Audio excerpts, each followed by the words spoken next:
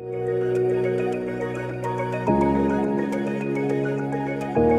everyone. Thank you for joining today's webinar, PayoneerGO Beyond APAC, Orchestrating an Open Payments World. My name is Karen Levy. I'm the Chief Operating Officer of Payoneer. To kick us off, I'd like to take a couple of minutes to explain why we're here today and how our changing world is impacting this story. Let me start at the beginning. Payoneer was founded 15 years ago with a mission to empower businesses around the world to go beyond. That's beyond borders, beyond limits, and beyond expectations. Our vision is to build a platform that drives global growth for enterprises, marketplaces, and small businesses worldwide, democratizing opportunity and reducing complexity in today's world. In other words, building a truly global platform for a truly global world. We built out this platform primarily around the needs of marketplaces and digital platforms that send mass payouts to payees worldwide. This brought us many of the world's leading digital brands, such as Airbnb, Amazon, Upwork, Google, and more, as well as millions of small businesses. But that wasn't enough. As a trusted partner of choice, we were increasingly seeing the challenges they and other enterprises faced when scaling their payment acceptance worldwide.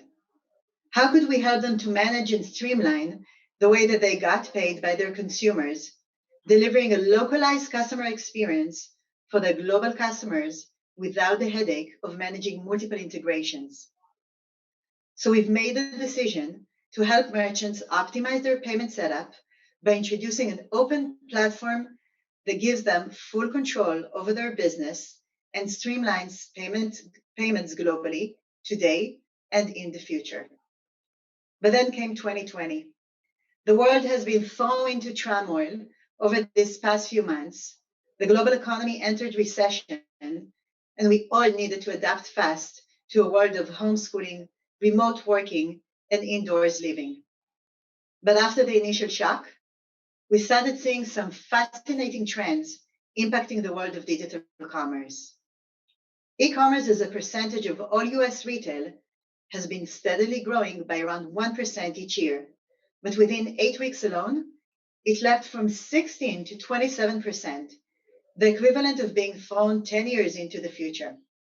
Our belief is that many of these changing habits will stick. And e-commerce is not alone. The digital acceleration is happening in many more places and more verticals. In short, the digitalization of business was already here, but 2020 accelerated it into the future. Cross-border payments, both accepting and sending payments globally, is getting increasingly complex and increasingly important. It is our hope and belief we can be your partner for global growth as you navigate through today's challenges and build for the future. I hope you enjoyed today's virtual forum.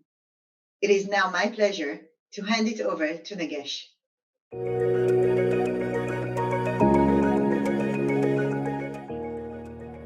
Thank you, Karen. Good afternoon, ladies and gentlemen, and members of the business community. Our agenda today will cover Asia Pacific at the heart of commerce, how to gain the upper hand in payments, and driving growth through payments orchestration, and then to our main event, a panel discussion. These are unprecedented times, and it does create an unprecedented opportunity. There's digital acceleration of everything, everywhere. Businesses are preparing to be the business of the future, and Payoneer is helping businesses grow around the world. Asia Pacific is the center of commerce and transformation. Asia Pacific is leading growth and e-commerce around the region. It's expected that 2.5 trillion will be the market size by 2023. 64% of global e-commerce spending will come from Asia Pacific, and that e-commerce will represent 28% of all retail spend. Bringing it a little bit closer to home, Southeast Asia, it's expected that online travel expected to grow 15% and reach $78 billion by 2025. Other high growth areas include live streaming and Islamic fashion consumption led by Indonesia. The opportunity is growing beyond China. While China remains the engine of growth, more and more countries are maturing and looking at cross-border. Platforms are expanding regionally, and marketplaces are expanding their product selection via cross-border sellers. New verticals are emerging, such as ad tech, med tech, and esports. One world, one platform, endless opportunities. This is Payoneer's vision. Our mission is to enable entrepreneurs, freelancers, and influencers to reach buyers around the world and grow without limitation of their own borders, to empower marketplaces and platforms to connect seamlessly through a global payments network. We believe every business should have the opportunity to participate in the global digital economy and to bring their goods and services to consumers and buyers around the world. Payoneer is uniquely positioned to serve millions of international users and marketplaces around the world across 200 plus countries. Digital acceleration is happening everywhere. Everything is being digitized across different industries and verticals. Marketplaces and e-commerce platforms are winning. It's expected that 64% of all e-commerce transactions will happen through a marketplace. Payoneer is helping to power the next generation of entrepreneurs, sellers, and freelancers, and influencers, and extending their reach beyond their borders, whether it's in e-learning, live streaming, and freelancing. Trusted by the world's leading digital brands, serving over 2,500 of the world's top marketplaces and digital platforms, sending billions of dollars to SMBs worldwide. I hope this gives you a glimpse into Asia Pacific and Payoneer and why we're so excited about the future. Over to you, JP.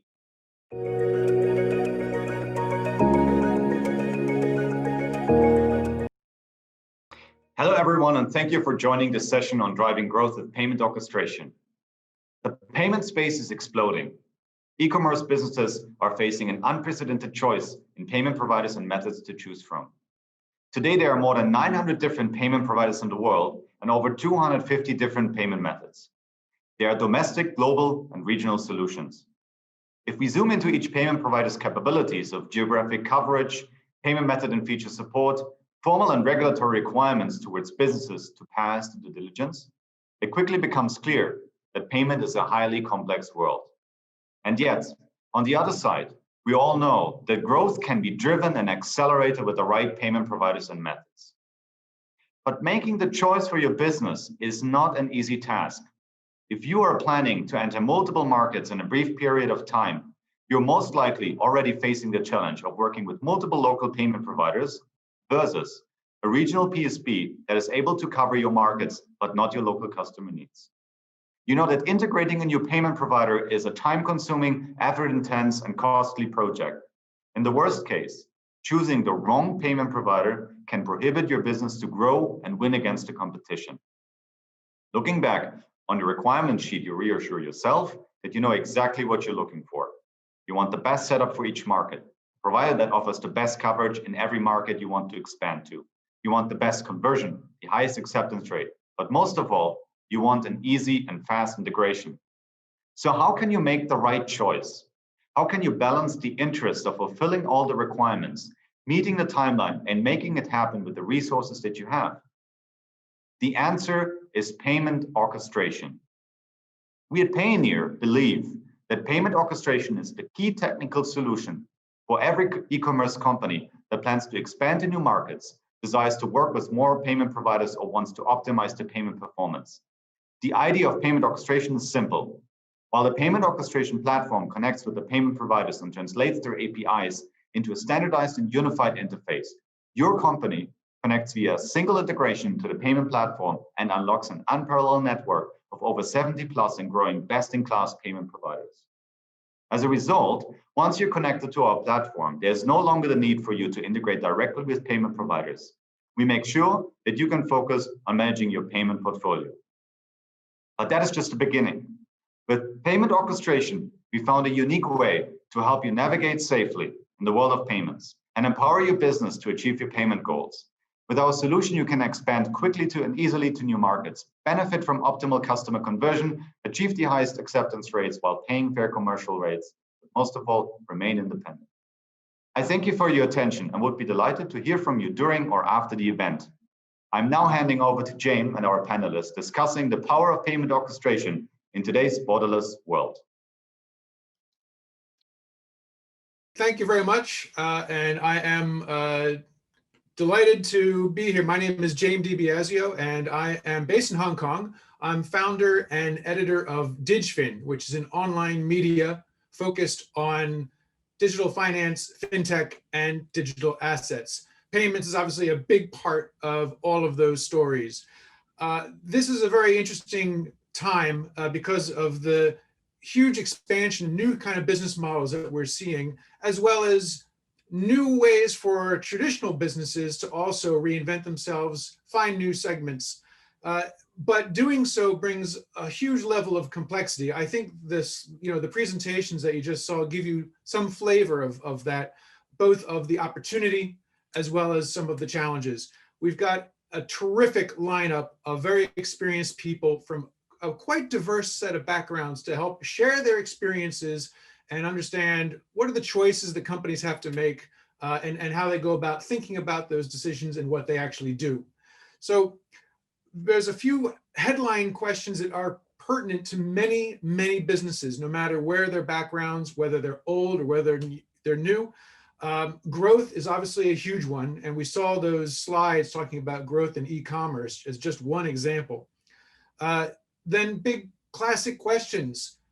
These are questions that are always with us, but they take on new meaning. Do you build it? Do you buy it? Do you partner when it comes to payment solutions?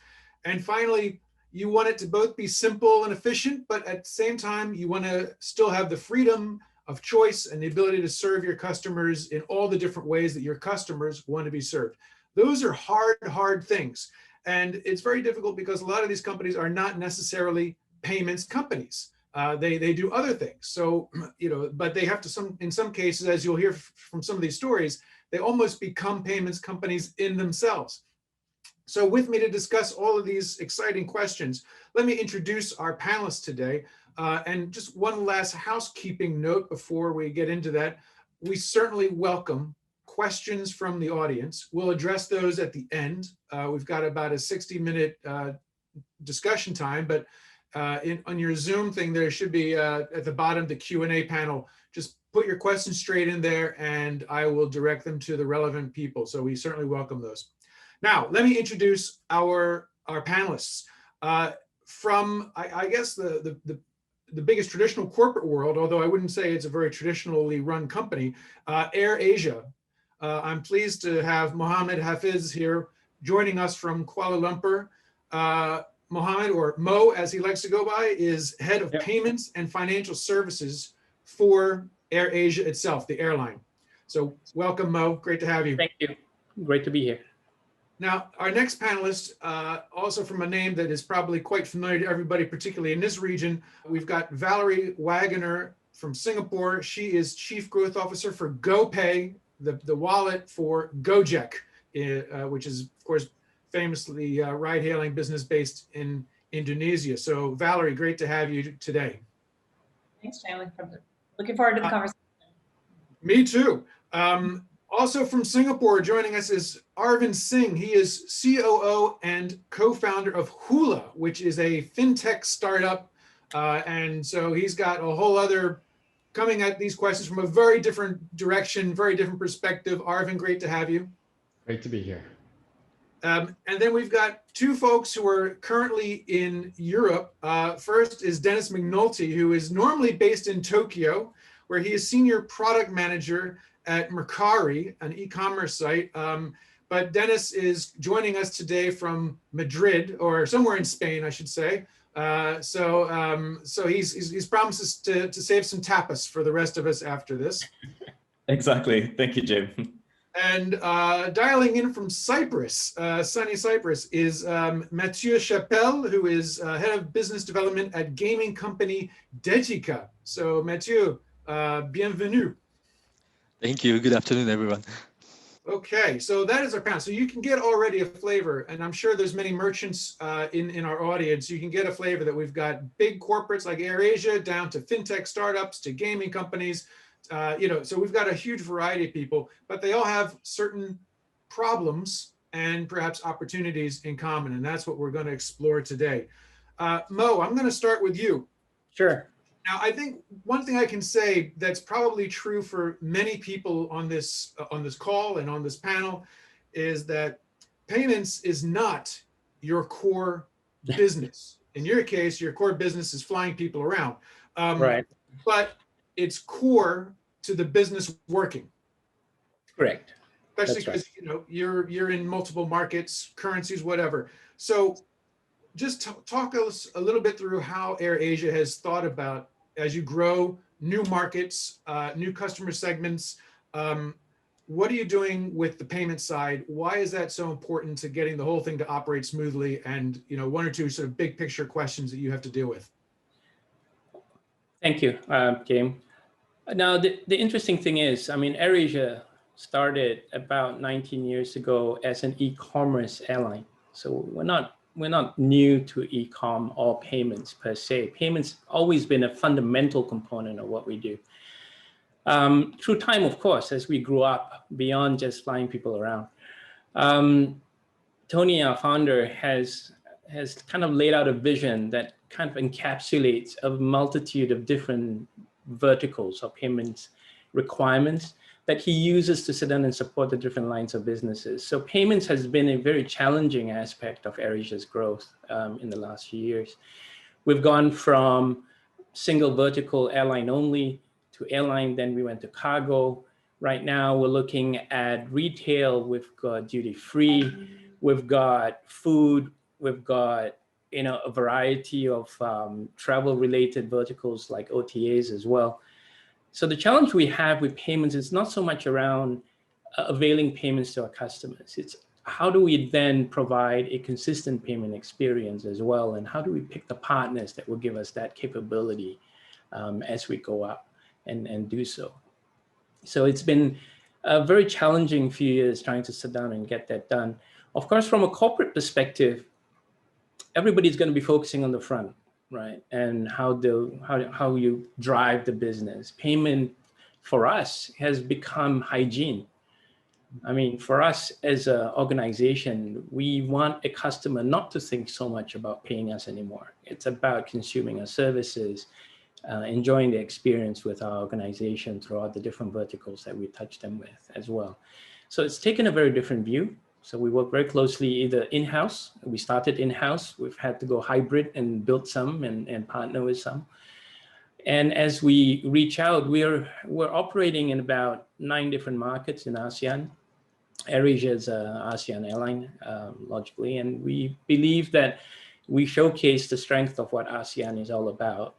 For us to sit down and do that, we've had to sit down and ensure everybody comes to us the same way, deliver the capability the same way. But what's most important, and I think that's in the DNA for AirAsia, is the experience for our customers. We want to ensure that it doesn't matter where they connect with us. Indonesia, Thailand, Singapore, Malaysia, doesn't matter. The payment experience is actually the same. Right. So that's been a big challenge for us. Yeah, that's a lot of work in the back that nobody really sees. As you say, it's got to be hygiene, and making that actually be hygiene is a heck of a lot of work. We're going to get back to some of the things that you touched on. Okay. There's quite a few things that are around choices that you have to make, things that you have to think about. But before we dig into some of those points, Mo, let me take a question to some of the other panelists. Valerie, as you guys are, as Grab and GoPay, Gojek and GoPay, excuse me for that, are moving across borders. You're expanding into new markets. You're also creating new customer segments, new products. One of the most innovative companies in Asia. How are you balancing the need for, Mo was talking about that hygiene, it's simple for everybody. And to what extent in the different Gojek properties, do you have that same experience when it comes to the payments? And how do you balance the need for that consumer to make it as easy as possible for those people while keeping it efficient as a business? Yeah, and it's Gojek is an interesting case study because similar to Mo and AirAsia, we're trying to serve customers across a broad set of markets with a core proposition that is like the Gojek services and the on-demand services, but we also are a payments and fintech company, and effectively, like, that's the piece that I work on, is the subsidiary that is a very, very large subsidiary within the Gojek group that is a payments business. And that is, so that actually creates interesting strategic questions, and we really have to be super clear about, like, we are a payments and financial services business, and we are building that business, and we are laying the groundwork not just for Gojek and enabling Gojek customers, but we also are building our entire, what we call, open loop business on offline payments and online payments, with whether it's e-commerce or travel, et cetera. But that creates interesting tensions when you talk about the right way to prioritize, say, engineering resources on the roadmap as we expand into different markets. We generally have taken the approach of following Gojek into other markets, with the exception of the Philippines, where the payments and financial services side went first. And there's lessons we've learned the hard way about that. But I think a big lesson and takeaway is really be super clear as the leadership team of your company about what customers you're serving and what is your business model. If your business model is not payments and financial services, it's probably not what you should be investing a lot of your energies into. Obviously, with a company like Airasia, they're a long-standing kind of iconic company in the market, and they needed to build a lot of that in-house before many kind of middleware solutions are available in the way that they are now. So if you're a younger company now that's thinking about expansion, it being very clear about what is your core competency and focus first on what you need to uniquely deliver for your customers. In our case, that happens to be payments as well, but from a pure Gojek standpoint, when we think about trying to, say, grow Gojek in Thailand, credit cards are very important in Thailand. They're to customers. They're not important so much in Indonesia and Vietnam. Then having the kind of negotiations about, like, how fast do we prioritize enabling credit cards in Thailand from the GoPay side when we're also trying to grow the Indonesia business and the Vietnam business. It's the nature of, say, competing as a, again, serving customers as Gojek, but competing as a mobile wallet in Vietnam is very different when there's a very kind of fragmented market of mobile wallets in Vietnam versus in Indonesia, where it's really dominated by a smaller number of players, and especially GoPay and OVO. So each market is different. Each market has its nuances, but most importantly, focusing on what is your core competency, whether that's payments and financial services or not, and then leveraging those who are the best in the market to help provide that hygiene technology and capabilities for you. In your experience, Valerie, when you're talking about that leveraging of who's the best, because all companies, if they're going to go cross-border, will have to face the same question, right? I mean, in a given market, is it cards? Is it cash? Is it mobile wallets? Is it debit cards? Is it, what's the level of merchant acceptance for different types of payments? So what has been the way that you've thought about, because you obviously, because of the nature of the importance of payments as a business unto itself, you might have a different approach than other companies. But when you think about how you work with those best of the best, do you really build everything yourself, or where does a company like GoPay actually decide we need to do it ourselves, it's critical to our business, versus what we can outsource and how we manage that? We have until now done everything ourselves, and I think now, as we want to accelerate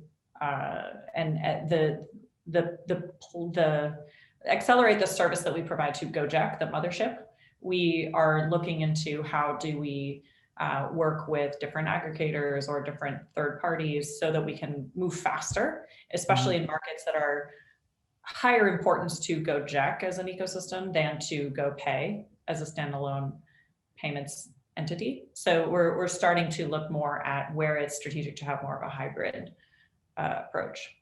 So that's interesting. So you're beginning to get to a point where you can't, the same old way of doing it before, which is completely proprietary, has to give way to something a little bit more flexible. Yeah.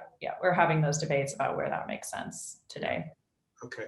I'm sure these are big questions that we'll come back to with some of the other panelists. Let me turn my attention now to Arvind Singh from Hula. you are a young company, you know, a startup. You've got the startup T-shirt, looks very sharp, you know, but you've got the same problems as some of these older established companies, in that you want to bring your fintech payments businesses to customers in different parts of the marketplace. So it's just quick background into the payments work that Hula is doing, and some of the trends that you're exploiting. And then you can tell us a little bit about how you kind of weigh these options. Right.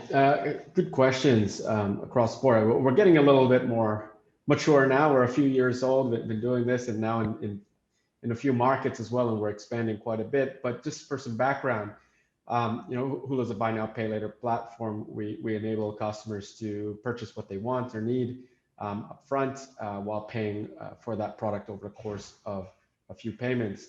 And of course, you know, I say the word payment through that statement quite a few times. So it's a really important aspect to enable our business model. But more and more, we look at ourselves as what are we delivering in terms of value to the consumer, which is really, you know, getting access to a product or investing in a higher quality good upfront, and to the merchant, which is really helping customers afford that product, get through that checkout flow, drive that conversion rate for the merchant at the end of the day. And we really focus on delivering against those two value propositions to those different ends of our customer base. And it means that payments is super important, and it facilitates a lot of that business model. However, making that as invisible as possible, I think Mo touched on this point, especially as an e-commerce airline, you don't want payments to become that friction point or the place of hesitation, or that point where people are second guessing whether or not they should complete the purchase. We want to make it as seamless as possible, invisible as possible. And it's even more important for us to make that happen across all of the markets that we go into. And we take a very localized approach as we launch each market as well. We get quite deep into that market. We get to know the retailers in that market, the consumer trends in that market. So of course, it's only natural that payments becomes quite localized for us as well in each market that we go into. And you know, with 7, 8, 9 potential markets on the roadmap for us to be into by the end of next year, we're really looking at ways to do that at scale. And it's important for us to, again, draw that line of what is it that we can do and manage and build to really allow our business to grow quickly, while at the same time, who can we partner with to make that happen effectively as well? And payment seems like the right place for us to drive some of these partnerships with directly also. And there are some other synergies for us, of course. And we look at our payment partners as more than just providing us with the ability to accept a unique payment method in that market. They are also an opportunity for us to jointly engage with merchants, retailers across the spectrum of different types of merchants together.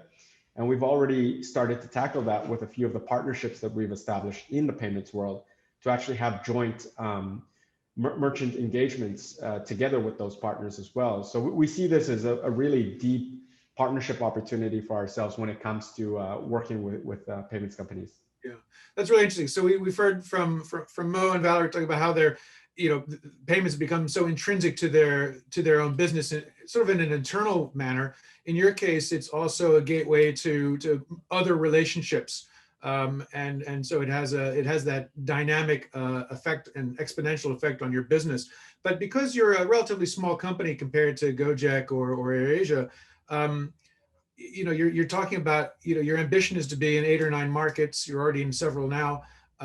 You know, we've already heard about the diversity of these landscapes. And as you partner, do you go direct to payment service providers? Do you work with, like, you know, something like an orchestration, like we've heard from Payoneer earlier today? You know, how do you kind of conceptualize the nature of those partnerships? Are they all bilateral, one-to-one? Is there a hub and spoke that you can build? How does that work? Yeah, it's a really good question. I think there is a multi-pronged approach that we're looking at. One where we can work with an aggregation point that allows us to get payment methods. But if we look at it strictly from a commercial partnership, the goal is to get more and more of those direct bilateral agreements in place as well, because, you know, in some markets, we really need that commercial partnership in place with that payment method to drive more of that mutual merchant engagement going forward. It doesn't mean that we're going to integrate directly every payment method at the end of the day, right? So it is more so the payment gateways that will likely be that point of contact rather than say an individual payment method. But there are places where it may make sense for us to have that direct engagement with the individual payment method. So even in today's world, and specifically orchestration, that is something that we're investigating, assessing, and looking to invest in. But even in today's world, as we work with multiple payment gateways, we will also work with a handful of payment methods directly, just based on sheer size of market share that they may have, some of the joint partnership and marketing that we could do with them directly. And it might mean that we integrate and do all of the technical aspects directly with a payment gateway, but we'd still drive that commercial relationship directly as well. Okay, great, thank you. You talked about, so Arvind mentioned, working directly with some payment methods. Dennis McNulty from Makari, you have an interesting story on, I guess your business sort of had a roundabout route to actually becoming a payment method in at least one market, and using that in a strategic way. Tell us a little bit about Makari's journey here. Yep, exactly. So Makari is actually one of the bigger marketplaces, C2C marketplaces in Japan. And one of the really difficult things in Japan is that you need to support many different payment methods. So even just within one country online, we're supporting 18 payment methods. And halfway through the Makari journey, we became our own payment called MERPay. And the problems with this is, let's say people can now pay with MERPay, but since we are a marketplace, all the sellers are also getting money into their selling funds, and then we need to be able to make payouts as well. So being both doing payments, doing payouts, and being our own payment method, when we go into different countries, this is actually quite difficult. So the first country that Makari went into was the US, which payment method-wise is quite easy. But one interesting fact is that if you like to do payouts and you want to hold people's funds before you do the payouts, you actually need to have a license in every 50 states. So you can imagine that actually took a long time, but it's just one of these things that these pain points that you realize when you want to go into these different countries. So as Makari expands into further countries, we need to think about these things to say, okay, if we're going to go into European countries or other Asian countries, how can we also do payouts and hold people's monies? Do we need to be aware of this? Do we use third-party vendors? Do we use payment orchestrators? These are really questions that we had to ask ourselves now. Yeah. And what's the timeline that a company needs? Because everybody wants to expand quickly, right? Scale up, ASAP is the operating model for many people. How do you begin to plan such complex questions? So from Makari, we are already planning which countries that we'd like to go into. And so we're already having the conversations now. And the thing is that Makari, at least in Japan and US, is actually quite large now. So we're at this point where if we want to integrate into a country and use a new payment service provider there, it's actually quite difficult because we're large and we have these really complex back-end infrastructures now. But I think it's never too late. So I have an experience from my previous company where when I joined, we were 200 people. I was the only payments person.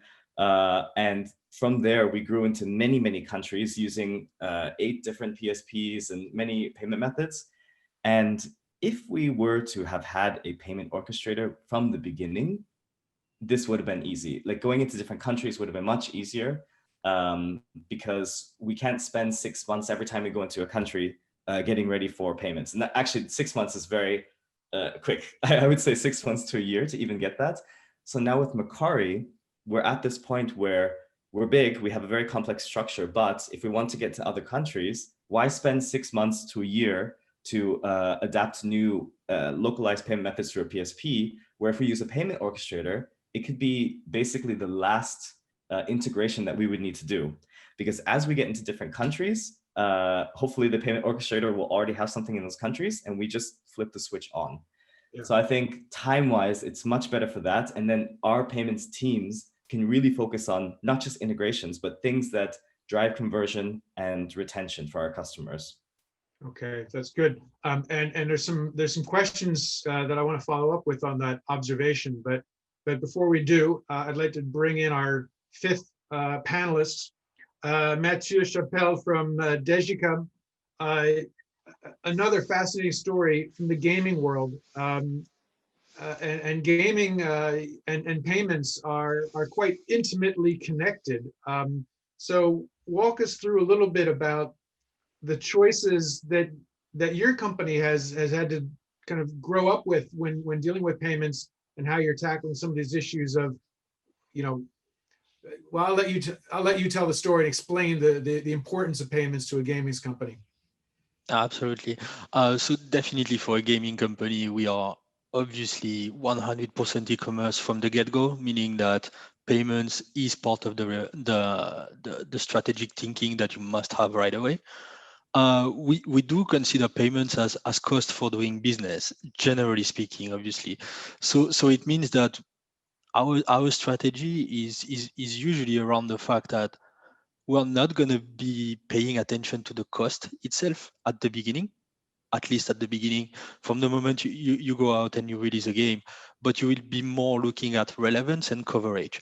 So but by nature, a video game is global. It's down to the languages that it's supported, but if you release a game in English, for instance, you can pretty much assume that any gamer in the world is going to have access to it. So regions, like it's a massive open territory for us. So the coverage is the key, because you you want to be relevant. So you want your game to sell, to sell, obviously. So what you want to do is, if you have an approach with, okay, I'll have credit cards and PayPal, that's strong. That's still the primary method of payment, but you're not going to be relevant in many markets. You have to have, despite having a global approach when it comes to releasing your product, you have to have a very local approach on the payments, and it's a strategy that needs constant attention. We cannot consider that as, okay, it's set up, forget about it, now let's move on to a new product, or to a new thing. It's something that you need to nurture, and you need to seek for optimization constantly. And there are kind of, if I may say it this way, like there are different phases. So for instance, you're going to sign a partnership, and again, it depends on the size of your company. It depends on your technical resources. Like all the other panelists have raised very important points, like your technical team, their capacities. Can you do that in-house or not? Then you would obviously look for an orchestrator. uh, your willingness to actually spend time. Like my advice to any company would be, don't cheap out, get some payment people. Dennis was just mentioning that he was the only guy there. It's a nightmare. You can't handle a global business, or even a very regional business, with nobody leading the charge on that. You have to have experts. And even if you don't have the resources, consulting today is actually quite is getting bigger. Get a consultant, get an external point of view, because it's a very specific job, and it requires a very specific skill set. And that you can't assume, and you can't just drop into the payments market and say, I know credit card and I know PayPal, I have a wallet, so I know how it works. It's much more complex than that. So primary advice, don't cheap out, go get skills in house. And then, yeah, so you have your primary phase is basically the setup, the technical setup, integrating, implementing a PSP, an orchestrator, a method of payment directly, whatever floats your boat, basically. Then you release, and you have a learning curve. You want to be studying the data that comes in, like, am I relevant? Is this working? Maybe my audience is actually not adapted to this method of payment, because each method of payment has its own specifics as well. So you will not necessarily be able to reach the right people with a given method of payment, but another one might open different doors. So you want to spend a bit of time into reviewing your data, calibrating your methods of payments, your display, your UX, all these kind of things. And then you will reach the phase where you're going to go into the interesting part for the finance people, is the optimization and the cost and the fraud and yeah, the risk.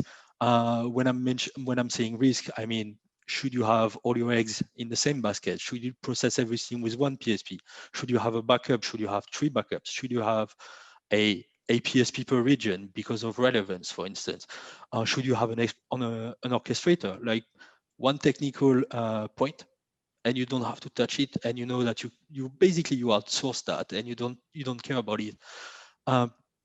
It depends on the strategy of everybody, but this is definitely, in the gaming world, this is a topic that is if not number one, it's definitely top three.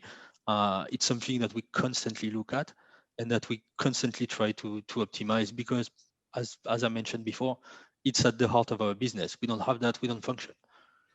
So walk us through one or two key decisions that you have made. I mean, that was a great explanation for people of the things they need to think about, maybe give them a sense of the magnitude of the task. But tell us a little bit about Jica's own experience, Mathieu, and sort of how have you actually decided some of these super important questions? Absolutely. So at Jica, for instance, Jica is originally, it's a video game publisher, and it's been on the market for about 15 years in Japan, primarily in Japan originally. And about 6 years ago, it's pretty much the same story as Dennis. Like, you're growing, it's getting more complex, you have more product, and you start to look at the cost in terms of the payments, and you're like, might be something that I can do here, or actually you're struggling to get the right method of payments, because as evolved as the Japanese market is, or was at that time, it was still getting complicated to actually serve your own payments. And Dennis mentioned it again. I'm quoting him a lot. I'm not in love with him, but he's very right in what he says. Um, it's an exploding market as well. Like 18, 20 method of payments grants you a full coverage of the market. But from the moment you don't have that, you know that potentially you're not selling to your optimum in the market. So we reached a point where we're like, okay, what does it take to actually do that ourselves? And we started to look at it, and we're like, okay, acquiring, if we connect to these few companies, then we pretty much have an acquiring setup of our own. So it means we master the chain from A to Z now. And that's a game changer.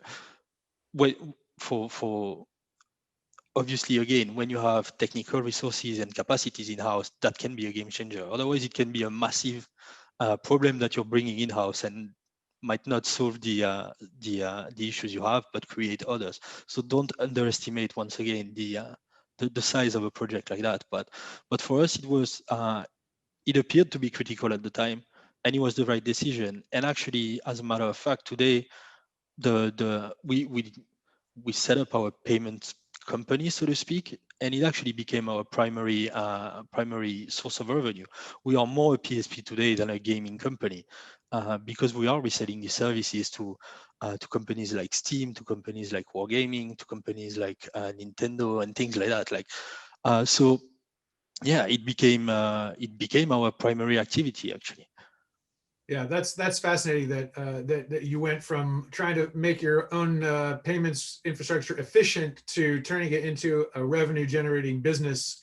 And do you think that will stay this case, Mathieu, or will Absolutely, there be yes, absolutely. So we were first only working in Japan and processing payments in Japan.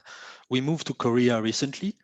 Now we are in the process of getting a license in Europe to expand our payments operation in Europe for two reasons. One is to cater for the needs of our Asian customers that want to move to Europe, and because of the trust and the relationship we built.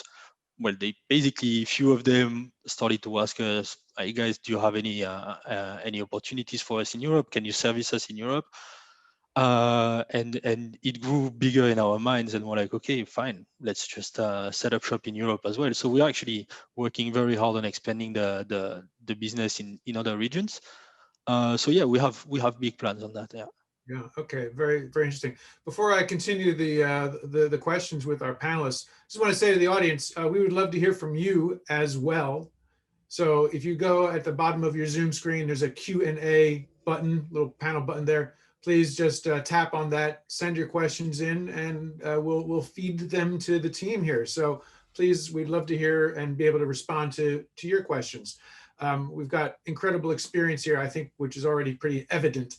So let me go, before I go all the way back, Valerie, I'd like just to ask you, you've heard from a few of these companies that have kind of, they didn't intend to go into payments, but they ended up, and in Jica's case, it's now like, it's bigger than the original business. With Gojek and GoPay, I'd just be curious just to get a sense of, obviously GoPay is so critical to you guys. do you view GoPay as by itself a revenue generator, or is it just a gateway to perhaps other financial services or other things that you can provide? How do you view it in terms of that P&L? Well, if anyone has figured out how to make profit in payments, please let me know. No. No, it's really a greater GoPay strategy, which is of course the payments business needs to break even, but like which we haven't yet, as this is probably not very surprising, but it is really an enabler to a much broader set of ways that we can serve both customers and merchants in terms of financial services, as well as effectively the way that merchants can interact with their customers through helping them target the right messages to users, the right promotions, especially when combined with the GoBiz and the other Gojek services for merchants, having that the payments capabilities and the fraud platforms and things like that ultimately enables us to be the best way and highest ROI way for any of our merchant partners to spend their marketing dollars.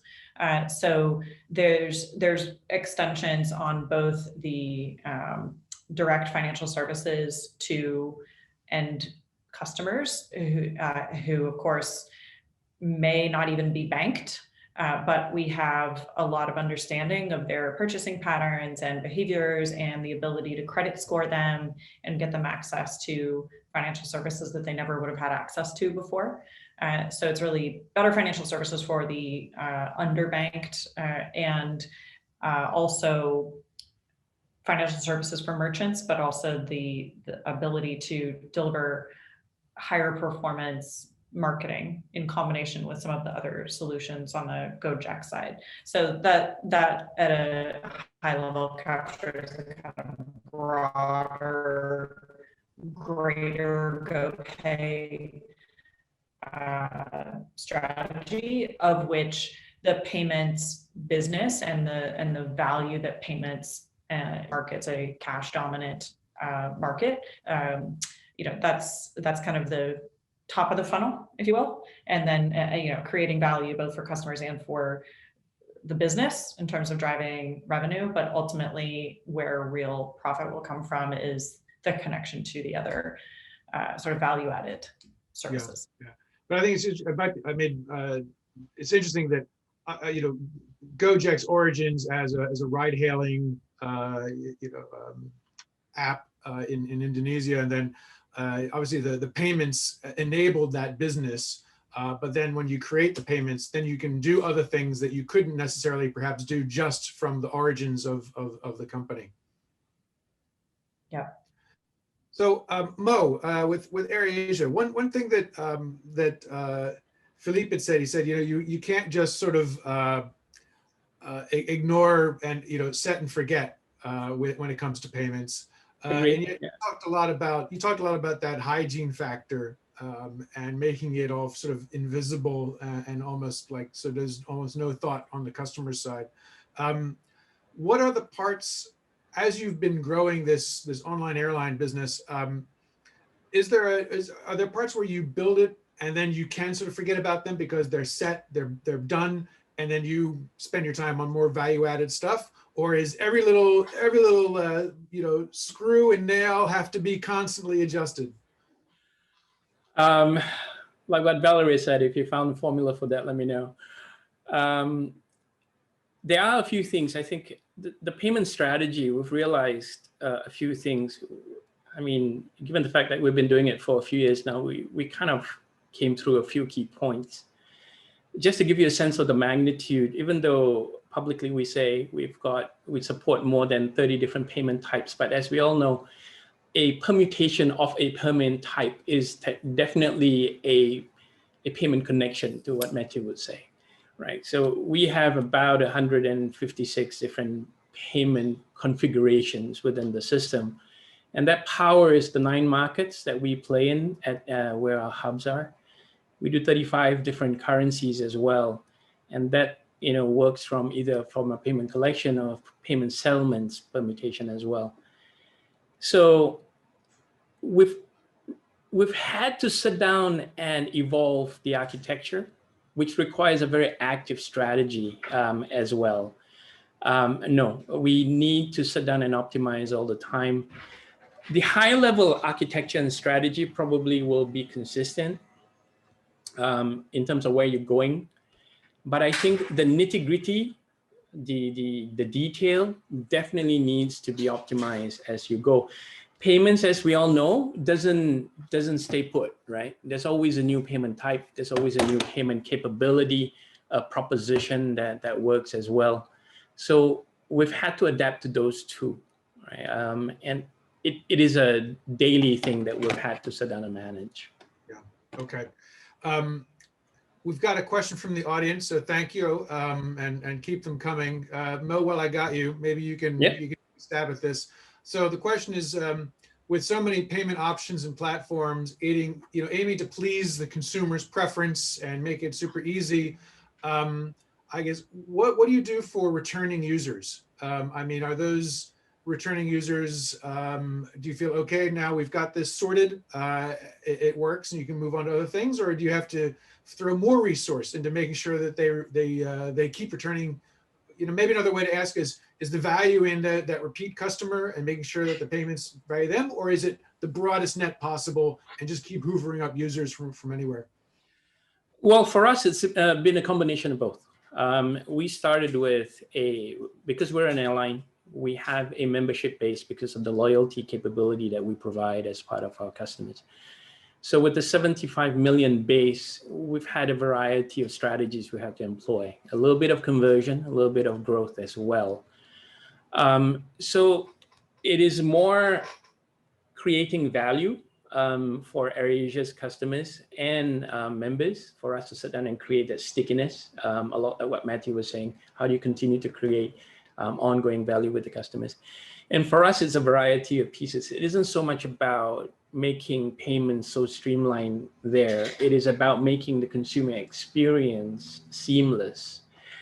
And for that, we add value by creating new products and services. So in the near future, we'll be looking at going into financial services as well, because we definitely have a very good base of customers that we probably can then create a more holistic experience for them from an Airasia perspective. So it's a little bit of both. It's about doing more for who you have, than going out there and getting more customers to sit down and do more with them too. Yeah. Okay. Thank you. We'll talk about this question around speed to market. Arvind, could you talk? I've got sort of 2 questions for you, Arvind. One is around speed. How do you go about decisions on payments when you know that getting into a market and scaling up quickly is critical to your success? Ooh, it's a tough one that we're kind of constantly debating with, if I'm honest. We do look at taking an approach to the market that allows us to get started or turn the switch on immediately. And that's essentially taking what we have right now in the other markets that we have and just dropping it in, because we built a quite flexible platform that will allow us to get into more markets quickly. But then getting really deep in that market and having an addressable market that makes sense in a new country will require for us to go that next step. And we look at that as, say, stage 2. So there's usually this 6-week go-to-market plan that we can execute on and to turn the lights on in a new market. And then following that, there's probably a much longer engagement when it comes to localization. And that's usually driven through a local team and working closely with our product group to get those next steps in place. So we almost separated out those 2 functions. One that's just a sprint to getting the lights on in the market. Of course, part of that is to get the right team in place as well.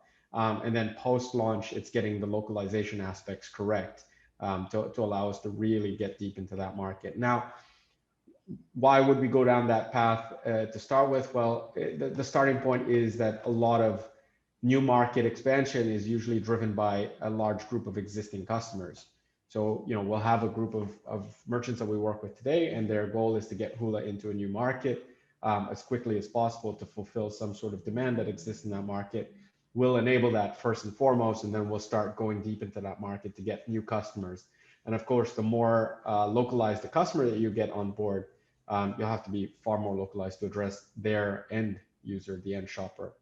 Yeah.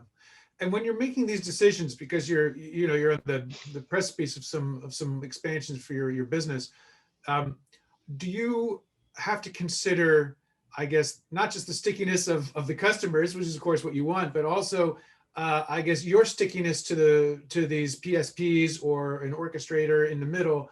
How do you risk manage, I guess, your own connectivity to these vendors or suppliers?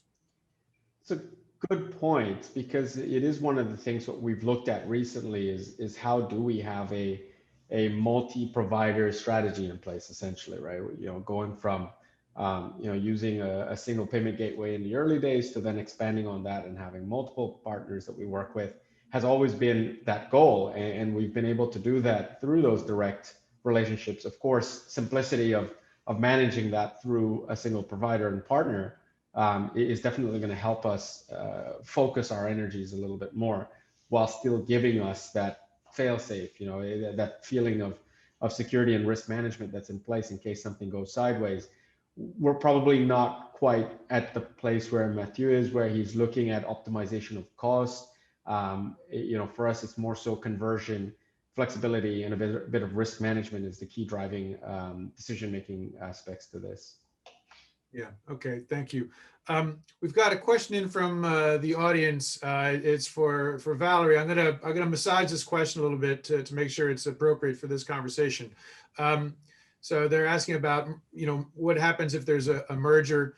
I know that Gojeks been in the news around that. I don't want Valerie to feel obliged to comment on that particular piece of news, but I think it does raise the question of when you've got a setup and there is an M&A in the air, whether you're buying or being bought or whatever it is, how do you go around looking at the different payment infrastructures of two companies, and what would be, at least theoretically, the way you'd think about how to optimize that? Yeah, so I will comment on the news, which is just utter speculation, and so I have no idea who people with knowledge of the talks are, but it's not a thing. So that aside, and I think part of the ultimately you have to first things first. That's important as a payments product is trust. And if you are not providing a reliable, trusted, secure experience, you could get it right 99,999 times. And if you get it wrong one time and someone loses their money one time, they will never come back. They will tweet about it. Like anyone who reads that will not come back. It will show up in the news. So, fundamentally, you have to put reliability and trust first, and that's just utter table stakes. Then on top of that, there's, and this is also related a bit to the question that was asked of Mo on kind of returning users. You need to provide the most convenient, simple experience. And that has to do with both what that actual checkout experience is like. And, Arvin talked about the kind of the funnel and the purchase funnel, and making sure that customers actually complete that successfully. But you also have to think about where they're, what is the user's ultimate source of funds, and how easy is it for them to have liquidity and to have, whether it's balance in an e-money account or a tokenized credit card that they can, so one-click purchases can happen, et cetera. So as long as ultimately what you're aiming for is creating the table stakes of rock solid reliability and trust, and the ease and convenience of the experience and making sure that users are able to leverage their sources of funds that they prefer in the right ways. Then, how you evolve your customer experience over time. And this is not to comment on Gojek Grab, but just in general, whether you're, say, integrating with a new merchant or like any type of change to the customer experience, just has to be really cognizant of that convenience and being able to leverage the their kind of liquidity in the right ways. And as long as that is put first in the design principles of how any transition or integration is happening, if there's going to be a setback in the customer experience, be cognizant of that, make sure that there's something that can delight users if you're going through a transition. So for example, using a hypothetical example, like if Mo is making changes to the Airasia loyalty program and miles, right? If we're sort of downgrading the value of miles, you're going to need to do something to delight customers on top of that. Or if you're changing, so recently something we've been rolling out across our merchant partners in e-commerce is a like GoPay tokenized experience where you can effectively have like a one-click checkout. We learned from like the early launches that the discoverability of promotions that were available for GoPay payments was not as good, even though the experience itself was more convenient. The promotions weren't showing up and weren't as clear to people. So, you have to just be hyper responsive and make sure that we're always anchoring on reliability, convenience, and ultimately enabling users to always use those trusted sources of funds that they want to use so that they have the ease of continuing to come back again and again. Thank you. Just quick for the audience, we've got a few minutes left for your questions. I know somebody raised their hand, so please type in your questions. You can do it into the Q&A chat or into the chat box and we will get to them. So actually, we've got a question from the audience for Valerie. Digital banks. Obviously, digital banking is taking the region by storm. I guess from a payments perspective, what are you trying to connect into some of these virtual banks as they appear in different Southeast Asian markets? What are the questions when it comes to payments and virtual banks? Yeah, there's a lot of things that could be said. Fundamentally, every bank needs to become a digital bank. And it's just a question of whether you start that way or whether you are an existing bank that kind of, gradually evolves to become more and more digital. But there's no question that to the extent that certain regulatory environments permit, and different regulatory environments are evolving at different paces, right? Like in India, it's just extraordinarily how more banking licenses were issued in the last like 5 or 10 years than there were in the prior 60 years before that, right? So there versus like in Indonesia, it's a much more kind of traditional bank friendly and protective environment from a regulation standpoint. So regulations will matter a lot in how digital banks evolve, but ultimately a more digitally enabled customer experience and back-end operations is inevitable. And it's just a question of each financial institution's journey. And I think that there, in particular in a region like this, there are just so many, millions of people who are just underserved by traditional banking, by traditional banks, that there is a lot of opportunity to better serve customers, better serve merchants. And things like Hula and buy now, pay later is kind of across the world, not just in both in the US, Australia, et cetera, as well as increasingly in Asia. Those kinds of models are growing enormously faster and are better suited for today, like the newer generations of consumers than traditional credit cards, for example. Yeah. Now I want to go back. I want to go back to Dennis and also Arvin on this question of Valerie talked about trust. So Dennis, when you mentioned that you're thinking about an orchestration solution as you expand into new markets. To some extent, are you sort of hoping that some of the due diligence and that trust building can be managed through these sorts of these layers that can help you? Yes, it's actually a topic that we haven't really talked about yet on this, but let's say at Makari and also previous companies, trust was one of the biggest things that we talk about with payments. And the thing is, for trust, we want to be able to do KYC and ID verification and things like that, but you know that these are friction points for customers. So in every country that we go into, we look for the best ways to gain trust from customers, but also get the trust from them as well. And I think there is something about returning users. This is one of the things that we have seen. We even get comments about this to say, actually, I always come back to your platform because I trust you. And I know that when I make a payment and I should be paid out, that I know that it will always happen. So it's super, super important for us.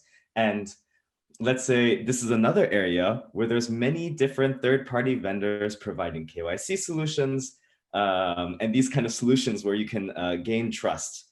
And again, when it doesn't have to be a payment orchestrator, but if they did have a layer for trust compliance, then this is something that's also really, really useful. Because as I can say from many experiences, there's just a lot of platforms to connect to. They're all different.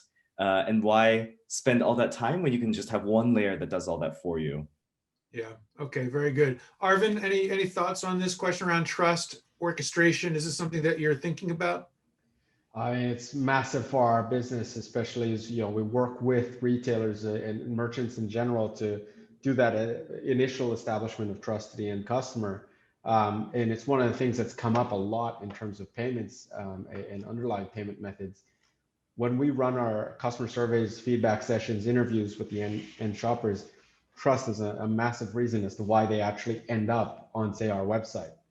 Generally, they're in that checkout flow, thinking through it, looking at the options available to them. They've kind of decided that they'll go with Hula, for example, but they want to see that, yes, it is a trustworthy business. We're working with lots of great merchants across the board, and we're working with partners that are high trust, strong brand names as well in that way. So, that's some of the feedback that we get from customers when they come to the website. Yeah, great, thanks. Got a question from the audience. I think Mo, I'm gonna send this one your way. So how do you see central bank digital currencies changing the payment space? That's a good question, actually. That's a very good question. It is definitely challenging the contact points. I mean, my personal opinion is for merchants like us, digital currencies are still payment currencies, are still form of payments as well. It'll be something that we will have to evolve to accept. But I think the most important thing is the digital currencies that we see today, like in China, for example, is a slingshot for where payment instruments have been, right? Because the fundamental framework, the architecture, the use cases, the touch points are all very, very different. And the good thing for a lot of us, I think a lot of our businesses are now digitized and we can basically operate in an e-commerce fashion where currencies like this are native. From a payment processing perspective, it's still the same thing. It's how do you sit down and process a different payment type, payment approach. There's still an in point and out point. And then eventually there's a post-processing and settlements component. So it's not going to change how we look at digital currencies, but how we handle it, how we showcase it, how do we accept it will be something we'll have to think about.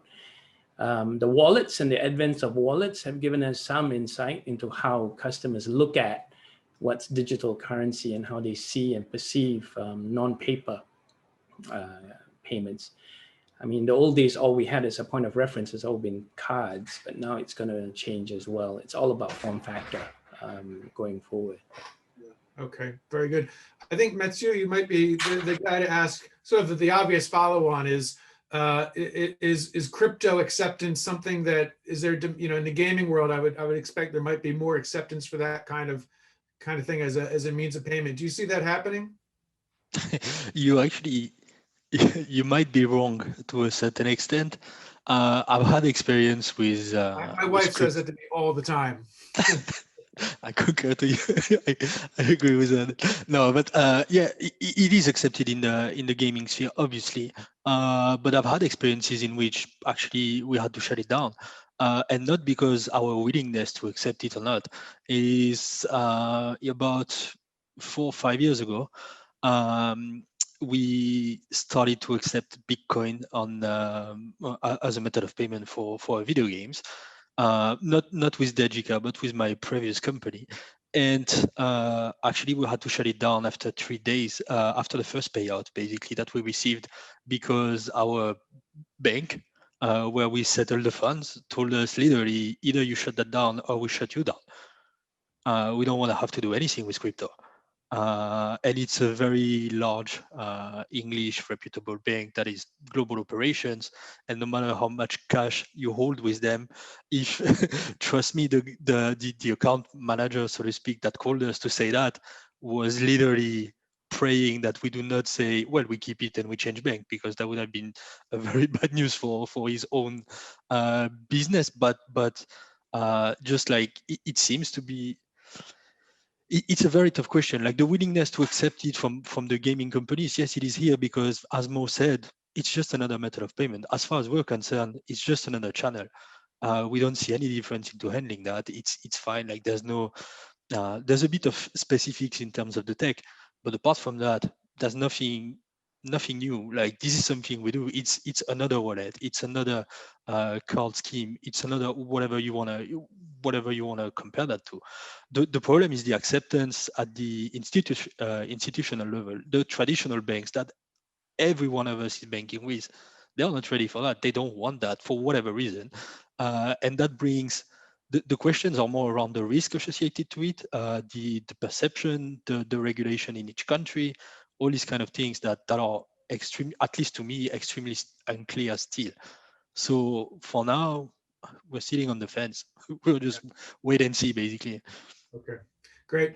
I'd like to bring in somebody into the panel. He's not been directly speaking with us in the Q&A, but you heard from him earlier, Nagesh from Payoneer. Nagesh, are you here with us? I'm there, James. How are you? I'm great. Thank you for joining us at the end of our session here. We've covered a lot of ground here. We've talked about how to help companies grow, how to help them go cross-border, manage so many different choices around payments providers, become a payment provider yourself or not, change your business, and how to maintain choice, that freedom, that ability to serve your consumers in all sorts of ways, while trying to also kind of keep it simple and efficient. So Payoneer, we're here talking about orchestration, but your roots are not really in orchestration. I mean, you guys started with on the payout side. So I guess just for the audience and for our panelists, maybe we can conclude with a little bit of an idea about when people are thinking about orchestration as a way to simplify while giving them still scope for optionality in their businesses. What else do they need to know about those providers themselves? You know, we were talking about that trust, your ability to do that due diligence for them. But also, are there any strings that come attached? Do they have to use you for other services? How does that work? All right. So thanks for the question, James. I would say the first thing is, as Karen had mentioned in the opening, is that this is really a new area or an extension of our business. We've been around for 15 years, and we've primarily initially focused on the B2B or the payout business and building global rails, building global coverage. And I think that kind of is very consistent with what the panelists have been talking about. You know, they've talked about trust, they've talked about complexity of how to do this.